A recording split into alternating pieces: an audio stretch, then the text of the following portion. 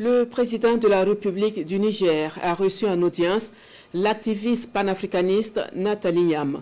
Nathalie Nyam, qui est connue pour ses prises de position fortes contre les ingérences occidentales, a discuté avec le chef de l'État du Niger de plusieurs sujets, dont les sanctions que l'Union européenne a prises à son encontre. Nana Maria Moutari, Askou Djibrila de la RTN pour les précisions.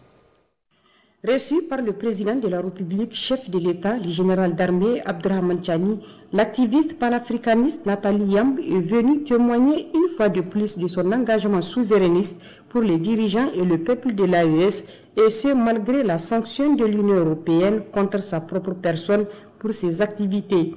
Nathalie Nyam n'entend ni fléchir, encore moins abandonner le combat qu'elle mène pour la souveraineté de l'Afrique en général et de l'AES en particulier. Mieux, dit-elle, cette sanction est une source de motivation et d'encouragement pour elle à mener à bien son combat pour la libération totale de l'Afrique. Le Conseil de l'Union européenne a pris à mon encontre.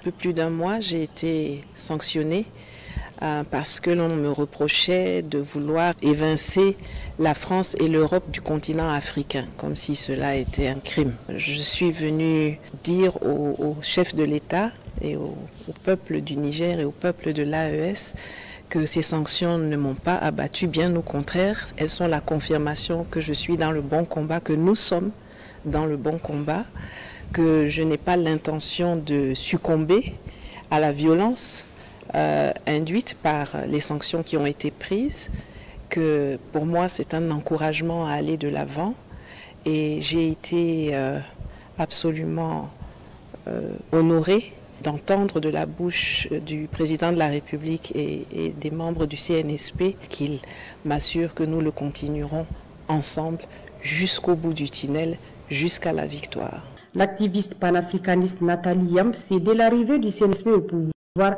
engagé à apporter son soutien dans le combat pour la souveraineté du peuple nigérien, à choisir librement ses dirigeants, tout comme au Mali et au Burkina Faso.